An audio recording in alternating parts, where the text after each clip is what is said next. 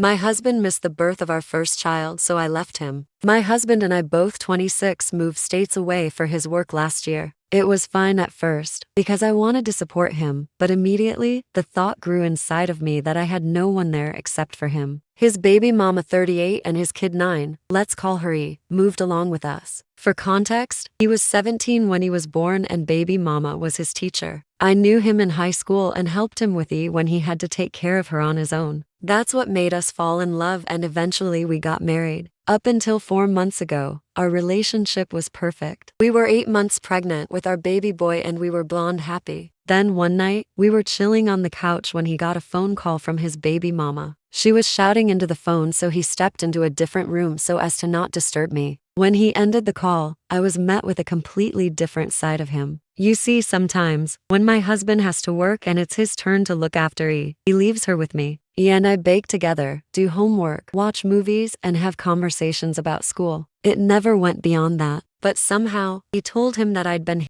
her when he wasn't here. And he believed her. I understand why he instantly took her side, because she's his baby, and honestly, I would too. But I kept telling him that I never laid a hand on E for the rest of my life, but he didn't believe me. Instead, he grabbed his car keys and vanished out of the door right after telling me that he wanted nothing to do with me or my baby. I was devastated. I called him countless times and I didn't stop until he blocked me. I was left alone in a house and a state that I had no business being a part of, and I was so scared. Less than a month later, he never came back. I went into labor. I didn't want him to miss the birth of our first child, so I went as far as calling him from a stranger's phone. But as soon as he realized it was me, he hung up. Nonetheless, I gave birth to my beautiful boy, and when I came home from the hospital, my husband was there and he looked completely worse for wear. Apparently, he was informed by the hospital staff that the room we booked was paid for by my father, and he connected the dots. And when he refused to go check up on me, his daughter told him that she wanted to go see her new brother and eventually confessed that she was lying just to get her mommy and daddy back together, not that they ever were. He apologized profusely and pleaded to see our son, but I couldn't handle it. I told him to leave the house and that I didn't want to see his face again. Now, I moved back home and I served my husband with divorce papers. He never signed them. He desperately wants me to take him back, but I don't know if I want to. He broke my trust that day and established where his priorities lie between my son and E. Now that I know where he stands, I don't ever want my son to be